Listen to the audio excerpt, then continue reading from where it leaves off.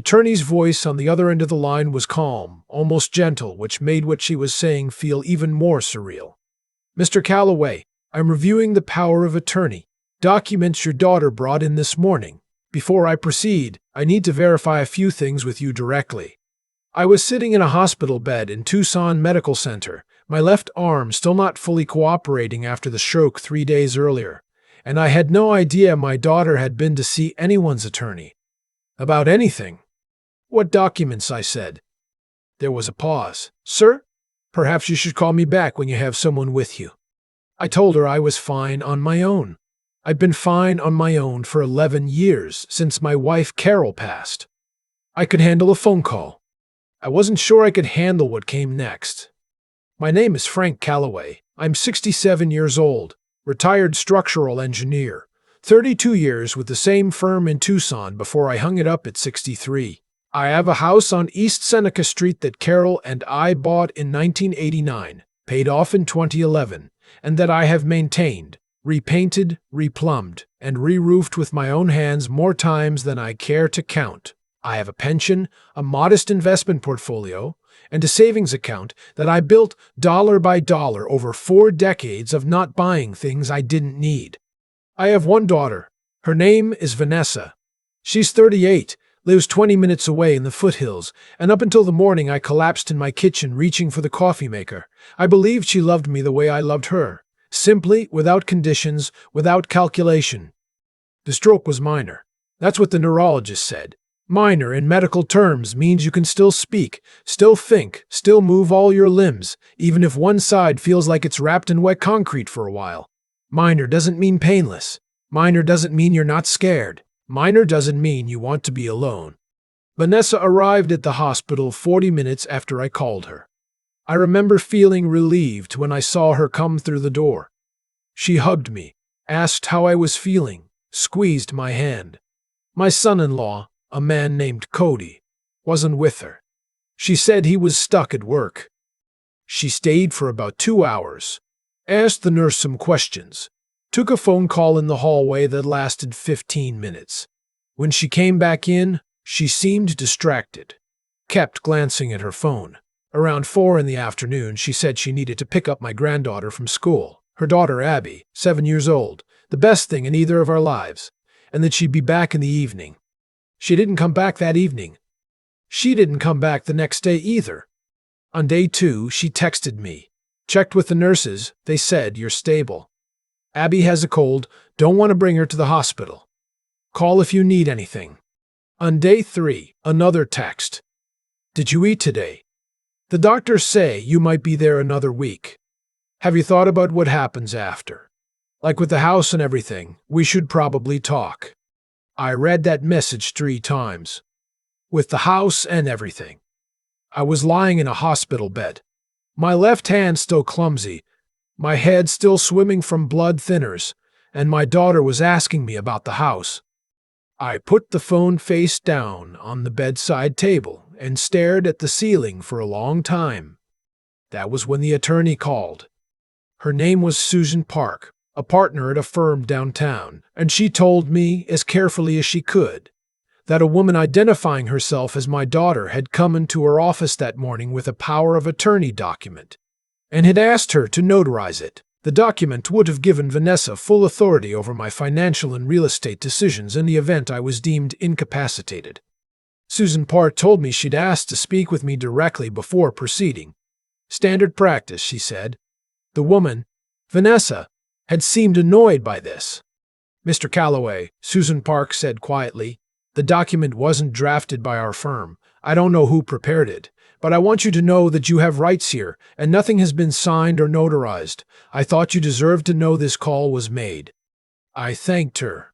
I hung up. And then I sat very still for about 10 minutes because my chest hurt and I wasn't sure if it was the stroke or something else entirely.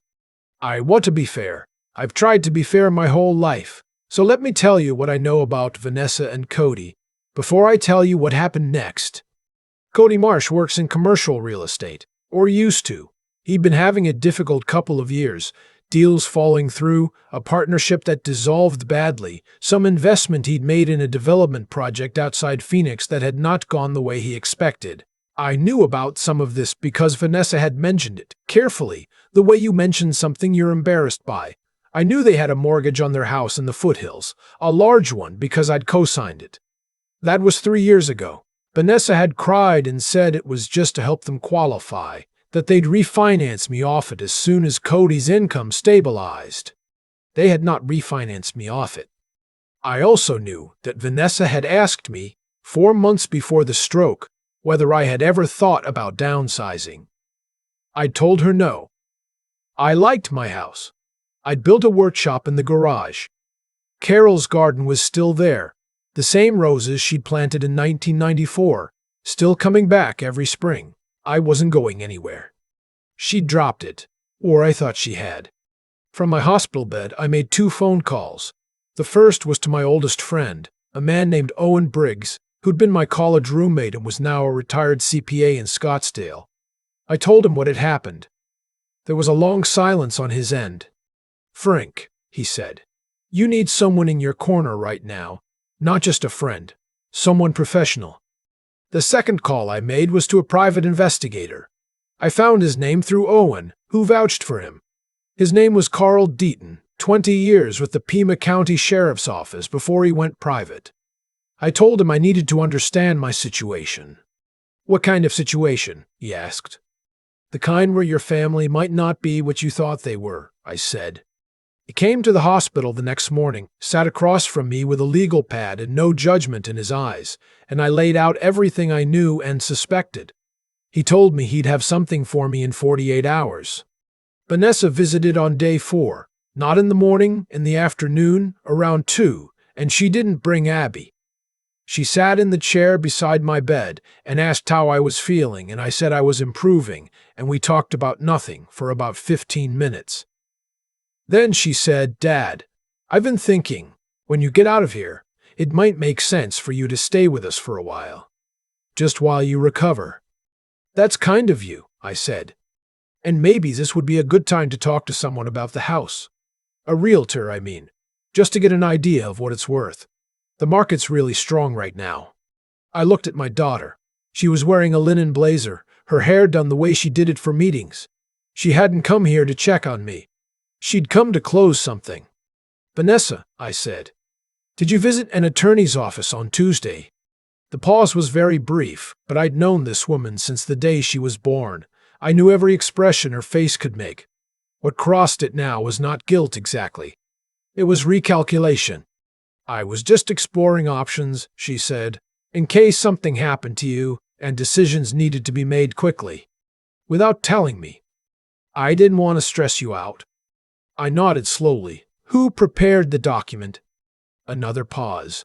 "Cody's old business partner knows someone." "I see," I said. She stayed another 20 minutes and left when I told her I was tired. I watched her walk down the hall and thought about the woman who, at age 6, used to fall asleep in my lap, watching baseball, and who at 16 had cried in my arms the night her mother sat us down and told us about the diagnosis that would take her from us 5 years later. I thought about who that girl had become, or maybe who she had always been beneath the surface. I'd never looked at closely enough. I didn't sleep well that night, but I made a decision. Carl Deaton's report arrived on day 5, sent to my personal email on my phone, and I read it in one sitting with my breakfast tray pushed aside and my heart somewhere in my throat. The mortgage on Vanessa and Cody's house in the foothills was 4 months in arrears. Not behind, 4 months behind, which in Arizona meant the lender had already initiated pre-foreclosure proceedings. The house I'd co-signed for. My credit, my name, on a loan that was bleeding out. Cody's business entity had been dissolved 8 months ago. He had not told Vanessa, apparently, until recently. Or perhaps she had known longer than that. The report couldn't say.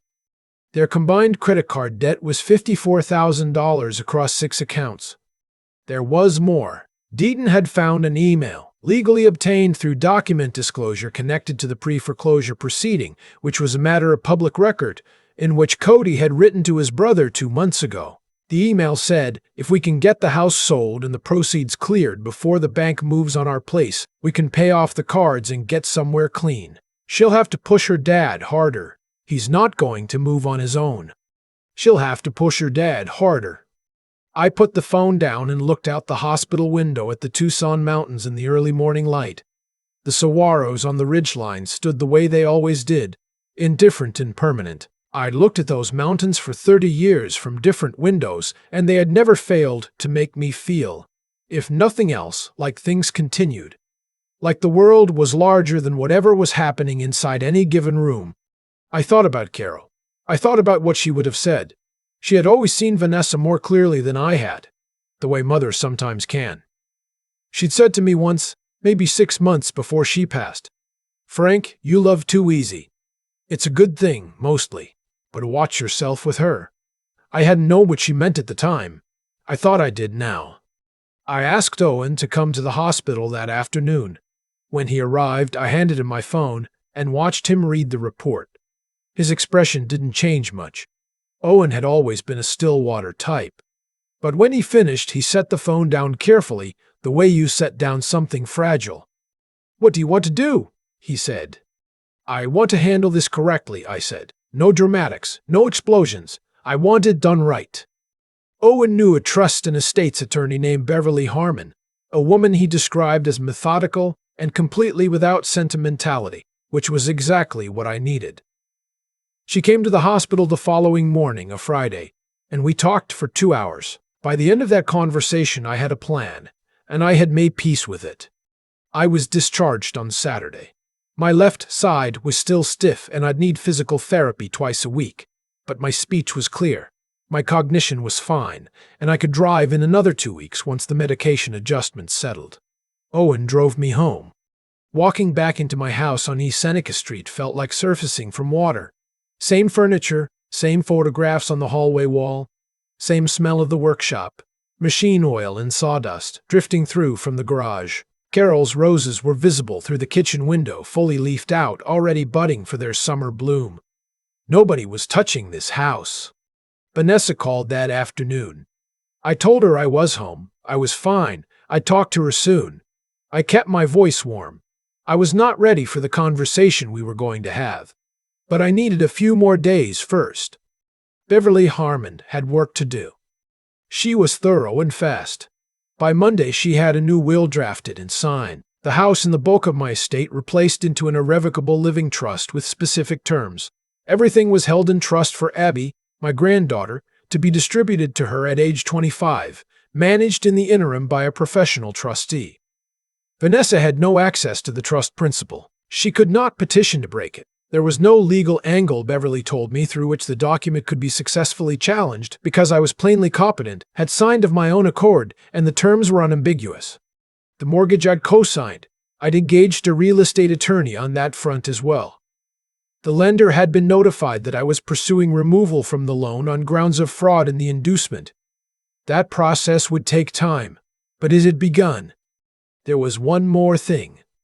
Owen had a contact at a commercial development company called Ridgeline Properties, a mid-size firm based in Phoenix that had been expanding into Tucson. They were actively looking to bring in experienced structural engineers as consultants on a project-by-project basis. Owen had mentioned my name and my background to his contact, a man named Alan Pruitt, and Pruitt had been interested. We had a video call that Sunday evening, 2 days after I came home. And by the end of it, we had shaken hands on a consulting arrangement. Part-time, flexible, with a rate that would have made my 55-year-old self fairly emotional. It wasn't about the money. It was about having something that was mine, something new. A door I'd opened by myself, without anyone's assistance or manipulation or expectation. I called Vanessa on Tuesday and asked her to come by on Thursday morning. I said I wanted to talk about a few things. She said, of course. And her voice had that particular quality it got when she was trying to sound unconcerned. A lightness that was slightly too deliberate. Cody would be coming with her, she said. I told her that was fine. Thursday arrived cool and overcast, unusual for Tucson in May. I put coffee on. I sat in the living room in the good chair, The one I'd had reupholstered the year Carol died because she'd always meant to get to it and never had. I had a folder on the end table beside me, and Beverly Harmon's number in my recent calls, and Owen sitting in the kitchen in case I needed him. They arrived at 10.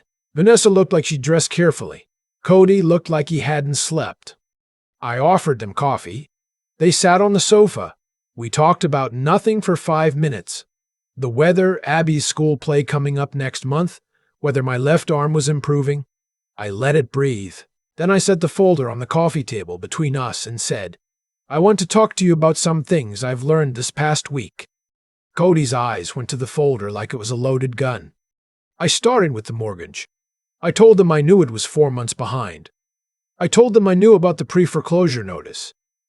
I watched Cody's jaw work, watched him start to form words, and I held up one hand. I'm not finished, I said. I told them about the power of attorney attempt. I told them gently that Susan Park had called me directly from her office before anything was signed. I told them I knew about the email Cody had sent his brother. I watched Vanessa go very still, the way a person goes still when they realize the floor they thought was solid is not. Dad, she started. Let me finish, honey, I said. I wasn't angry. That surprised me, actually. Somewhere in the previous week, the anger had processed itself into something quieter and more useful, a kind of clarity that felt almost peaceful. I told them that I had changed my will. I told them the house was now in a trust for Abby and that neither of them had access to it. I told them my name was being removed from the mortgage and that they'd need to address the arrears with the lender on their own terms. Cody broke first. He leaned forward, hands clasped, and tried the approach I'd expected. That it hadn't been his idea, that he was under enormous pressure, that he'd never meant to hurt anyone. It was the vocabulary of a man who wasn't apologizing so much as narrating his own victimhood. Vanessa was quieter. She looked at her hands for a long moment, and when she looked up her eyes were wet. And this was the hardest part, because whatever else was true, she was still my daughter, and her tears still reached something in me. Did you mean it? She asked. The trust. Is it really done? It's done, I said. What about us? What about me? I looked at her for a long moment. Vanessa, I've been asking myself that question about you for the last 10 days. What about you? And I keep coming back to one thing. You knew I was in the hospital. You knew I was scared. You had every reason to come sit with me and no good reason not to. And you sent me a text asking about the house. She closed her eyes. I'm not cutting you out of my life, I said. You're my daughter. That doesn't stop. But I'm not pretending the last 10 days didn't happen, and I'm not going to let things go back to the way they were and just wait for the next time. Cody tried once more, something about intentions and misunderstandings, and I said, Cody, I co-signed your mortgage in good faith. You've allowed it to go to pre-foreclosure without telling me. I don't think there's much more to say between you and me right now. He felt quiet. Good. They left about 20 minutes later. Vanessa hugged me at the door, briefly, and I let her. Cody shook my hand without meeting my eyes. I stood on the porch and watched them back out of the driveway and turn onto Seneca, and then they were gone. Owen appeared beside me with a cup of coffee. How do you feel? He said. Like I did something hard and right at the same time, I said. He nodded. That was Owen's way. No unnecessary commentary. We stood on the porch together for a minute, watching a pair of doves pick at something in Carol's rose garden. And it was quiet in the way that only feels quiet after something loud has finally passed. The weeks that followed were nothing like I'd expected, which is to say they were better. The physical therapy was working. My left hand was coming back. I could hold a coffee mug without concentrating, could grip a wrench well enough to work in the workshop for an hour without frustration. The consulting work with Ridgeline was engaging in the way that the best work always was. Problems that had real answers, teams of people who wanted the right answer and not just the convenient one. Abby came to see me on a Saturday 2 weeks out. Just her and Vanessa, no Cody. We planted tomatoes in Carol's garden, the three of us. Abby up to her elbows in potting soil and narrating everything she was doing in that completely earnest way. 7-year-olds have. Vanessa was quiet most of the afternoon, not uncomfortably, just carefully, like she was trying to find her footing on ground that had shifted. At one point, when Abby had run inside to wash her hands, Vanessa sat back on her heels and said, without looking at me, "I'm sorry, Dad. Not for the thing you're probably expecting me to be sorry for. I'm sorry I didn't come the first night." "Okay," I said. "I was scared," she said. "You in a hospital bed. It looked like Mom." I thought about that. "I understand that," I said. "That doesn't explain the rest of it." "No," she said, "it doesn't." We left it there, which felt right. Not resolved. These things don't resolve quickly, and I wasn't going to pretend they did. But open, which was something. Cody and Vanessa, I learned from Owen, had engaged a debt consolidation service. They were negotiating with the lender. It would be a long road for them and it would have consequences, but they would manage. Or they wouldn't, and those would be their consequences to manage, not mine. The mortgage situation resolved itself, slowly, the way legal processes do. It took 11 weeks, but my name came off the loan. I finished rebuilding the carburetor on a 1971 Chevy pickup I'd been restoring in the workshop for 2 years. A project that had sat untouched during the worst of everything, and that I returned to with a kind of gratitude I hadn't expected. There's something about mechanical work, about a problem with a definite solution, parts that either fit or don't, tolerances that are either right or wrong, that has always helped me think. Or not think, depending on what I need. One evening in late June, I drove out to the east side of the city, past the airport, up into the foothills on the far side. There's a spot up there where you can pull off and look back at the whole Tucson Basin spread out below you. The grid of lights, the university, the mountains on every horizon. Carol and I used to drive up there on summer evenings when the monsoons were building and you could see the lightning over the Santa Ritas 40 miles away. I sat up there for an hour. Thought about what I'd built and what I'd nearly lost. Thought about how close I'd come to signing something, or not knowing enough to ask the right questions, or trusting when I shouldn't have. Thought about Susan Park, who'd made a phone call she didn't have to make. The following week I sent her a handwritten note, thanked her for what she'd done. She wrote back, a short note, professional, but warm. Said she'd seen enough situations like mine to know that a single phone call could change the outcome. I taped her note to the wall above my workbench, next to the photograph of Carol in the garden, the one taken the summer of 2008, when the roses were particularly good. I don't have a clean ending to offer you, because life doesn't run that way. My daughter and I are finding our way back to something, slowly and with the kind of care you give to things that have been damaged and aren't yet fully repaired. My granddaughter is fine, better than fine. She's 7 and the world is still mostly good to her, and I intend to keep it that way for as long as I can. The trust will see to that after I'm gone. The house on East Seneca Street is still mine. Carol's roses are blooming. The old Chevy runs. That's enough. There's a moment I keep coming back to, even now. I'm sitting in that hospital bed, my left hand still clumsy, the mountains just visible through the window, and I'm reading a text from my daughter asking about the house. Not asking how I slept, not asking if I was scared. The house. I think about all the small decisions that led to that moment, not hers, mine. Every time I co-signed without asking questions. Every time I accepted a vague answer because pushing felt uncomfortable. Every time I told myself that loving someone meant giving them the benefit of the doubt indefinitely, without limit. Those weren't acts of generosity.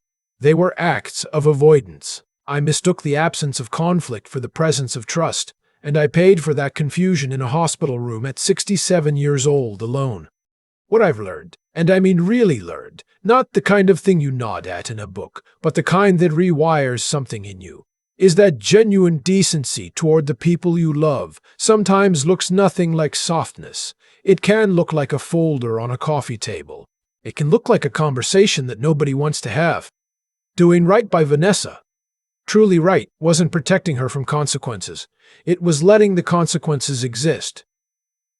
That took more out of me than any argument would have. I had to think clearly when everything in me wanted to react. When Carl Deaton sent that report, when I read Cody's email about pushing her dad harder, there was a version of me that wanted to call Vanessa immediately, Wanted to shout, wanted her to feel the same whiplash I was feeling. I didn't. I waited. I called Beverly. I thought it through. That discipline, the willingness to slow down and act from a plan rather than a wound, that's the thing that made the difference. Not the trust documents, not the mortgage removal. The decision to think before I moved. And then there was the matter of actually doing it. Sitting across from my daughter and her husband in my own living room, folder on the table, Owen in the kitchen, and saying the things that needed to be said. My ribs still ached from 3 weeks before. My hand wasn't fully right. I was tired in the way that only fear and grief together can make you tired. None of that is an excuse to stay quiet. I've watched people stay quiet their whole lives and call it patience when really it was fear wearing a gentler name. I wasn't willing to do that anymore. What surprises me most looking back is that the hardest part wasn't the confrontation. It was the door I left open afterward, not forgiving everything, not pretending nothing happened, but choosing not to slam it shut completely. Vanessa and I are still finding our way. It's slow. Some weeks it feels like we're getting somewhere, and some weeks it doesn't. But I show up for it, and so does she, and that has to count for something. The roses Carol planted are blooming again this summer. The old Chevy runs. I go to work twice a week on problems that have real answers, and I come home to a house that is entirely, irrevocably mine. That's what I want people to take from this. Not that family will always disappoint you. Most won't, not like this. But that you are allowed to stand up for yourself without becoming someone you don't recognize. That clarity and kindness are not opposites, and that it is never too late, not at 67, not at any age, to decide that you deserve better, and then go about the quiet, unglamorous work of making it so.